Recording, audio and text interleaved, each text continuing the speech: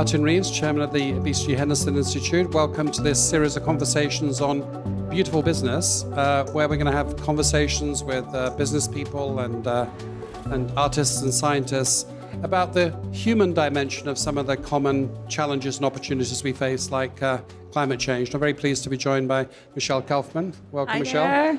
Thanks so much for having me. So Michelle is, let me see if I get this right, you're head of R&D for the built environment for Google. And my understanding is what that means is thinking about the environments that we'll work in, whether virtual or physical. Did I get that roughly right? That's right. And trying to achieve some pretty audacious ambitions around things like carbon and energy and water and human experience. Precisely what we're talking about today. So we're at this unusual conference, the House of Beautiful Business. I guess we're all here for a very special reason. What brings you here? So something that I've learned both through data as well as experience, that there are many parts of my work that I can do at home and I can do virtually. And in some cases, I'm an introvert. And so many parts of my work, especially the focus work, I am so grateful now I get to work at home and do those parts because that's where my brain really thrives. But also what data shows us and what I have experienced in my own life is I've missed those creative sparks, those parts that as long as we do live in these human bodies will always be best in person. It's pheromones, it's that three-dimensionality that allows us to capture and feed off of the creative sparks and the creativity of others around us. And that's why I came here. It's my first time spending time with a group of people from COVID. And I'm so grateful that this is the place and this is the group to do that with. And it's nice to do it together. So if we get serious for a second about the problem, the challenge of climate change, and I know you've got a lot of experience of green buildings and green environments and so on. Lots of efforts, lots of sentiments, lots of targets, lots of intergovernmental negotiations, but still that CO2 line continues to rise and the temperature line is not yet deflected. What's missing from the picture? What's the missing ingredient? Why aren't we making more progress? Well, that's a big question, and I know lots of people are working on many parts of that, and there may not be one magic bullet, but as an architect, what I'm excited about is the place that buildings can have in that set of solutions, because buildings do create so much carbon, both in terms of how they're built as well as how they're operated over time. And one aspect that I'm really excited about that hasn't really felt like it's been a part of the conversation about climate and what buildings can do in that is how can we actually make sustainable aspects also add more beauty. And so that mixture of beauty and climate is really interesting. So I'm going to share a couple of examples of some things that we've been doing in my work and the work that we're doing at Google. So one of the things that we started in our R&D lab back in 2016 when we started thinking about our first ground-up buildings in a real way, which now are under construction, and you can see photos of them and hopefully come and visit at the end of the year when they open, are large-scale buildings, of which I'm actually wearing a ring, which is a small 3D model of one of those buildings, that we're covering the entire roof of this building with PV panels. But in working with architects Bjarke Ingels and Thomas Heatherwick in collaboration, we wanted to have the PV and the roof be really beautiful. And not that PVs are not beautiful, but they're not. And so we worked with what materials were on the market at the time when we started these projects. And there was nothing that was actually beautiful that was also effective in terms of having a meaningful return on investment. And we didn't want to do PV that was beautiful, but didn't have that because that meant we weren't going to really move the dial or make something that was going to be affordable for other companies to do. And we also didn't want to do ugly PVs. So we found some solution sets that were not yet on the market. And it was just like 4 guys in a garage kind of thing.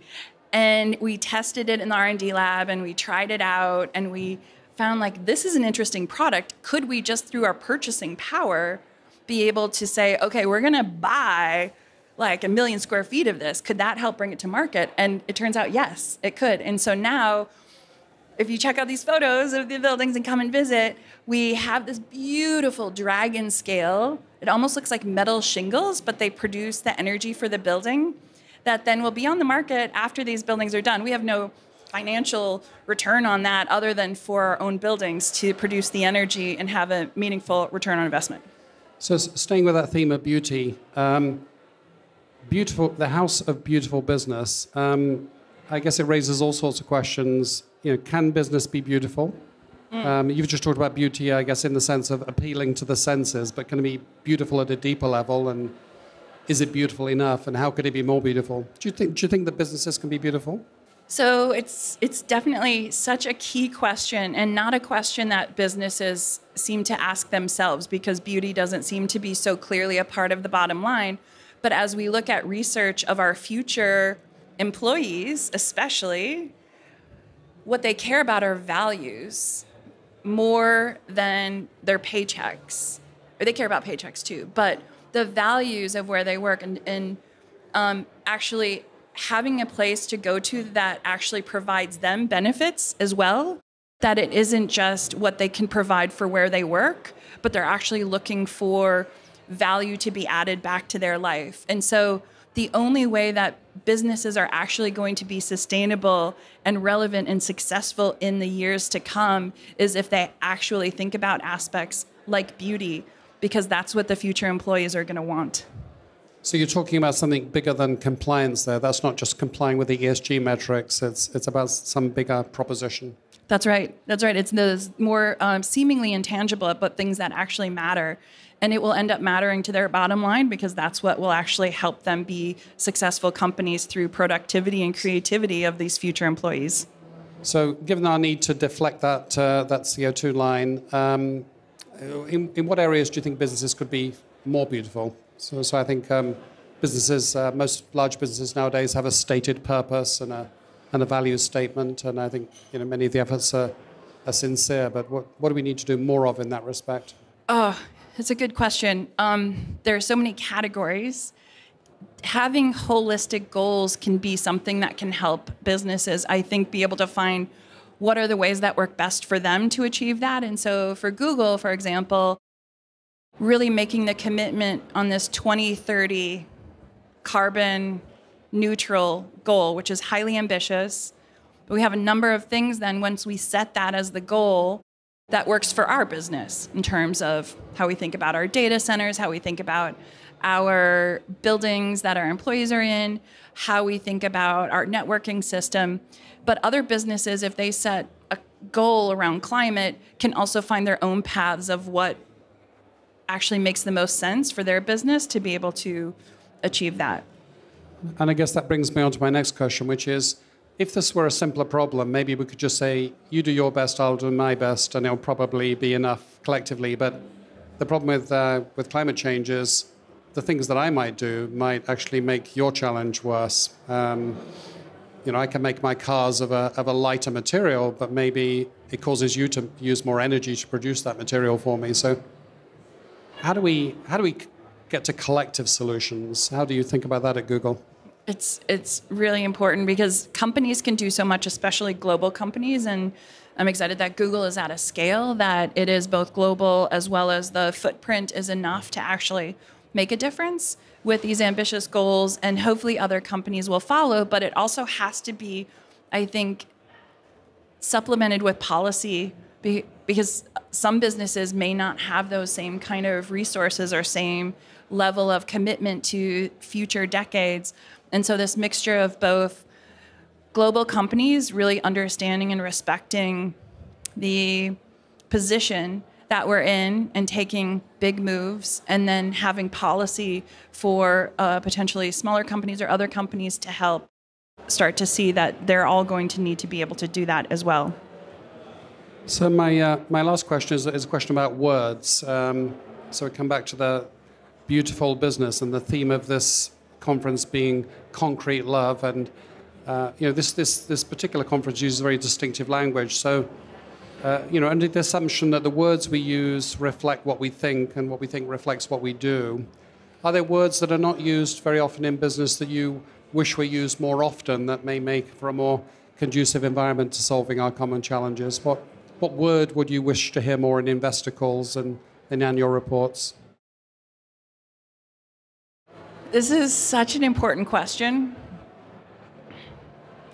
So Google is a very data-driven company, and I think many companies are, and many people who are making the large decisions for companies, CEOs, people in the C-suite are very data-driven as well. And the qualitative aspects of work are actually so important, but it's a struggle to figure out how to measure the value of the qualitative, like beauty, creativity, innovation.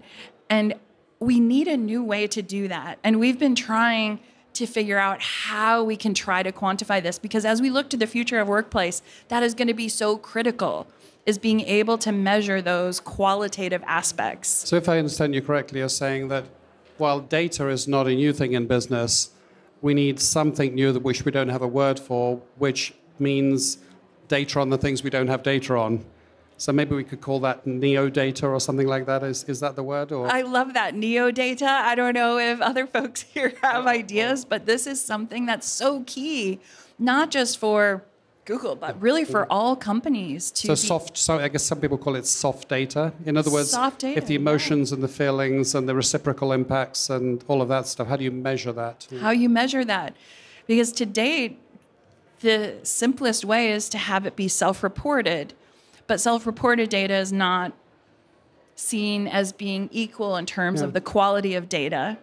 And so are there other ways that we can start to measure this qualitative, well, this maybe you're talking data? about another thing there. So I hear the sort of the softness, data on the soft things.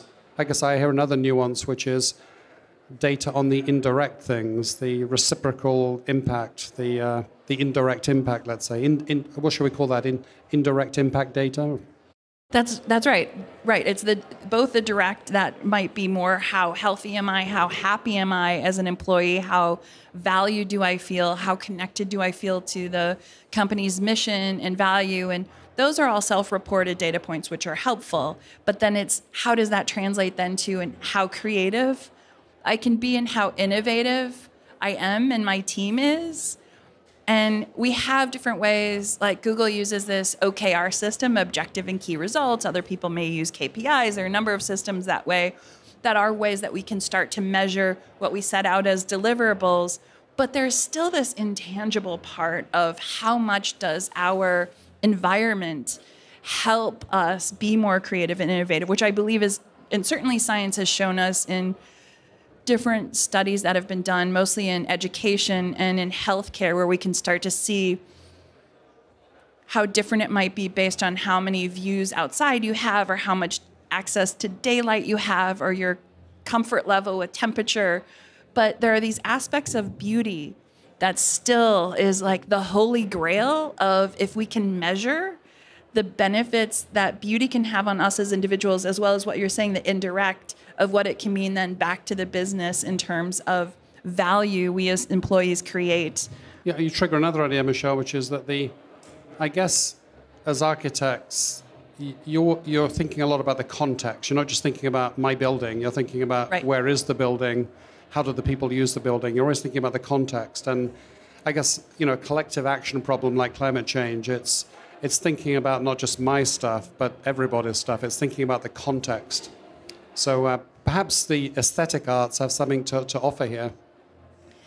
It's so true in that human connection. And this is something that we've been learning in the past few years, especially during COVID, is the importance of human connection. And at Google, we've been also really thinking about the future and having our workplace become much more deeply integrated into communities versus separated from it in a traditional sort of closed off campus, but actually having deep connections with the community.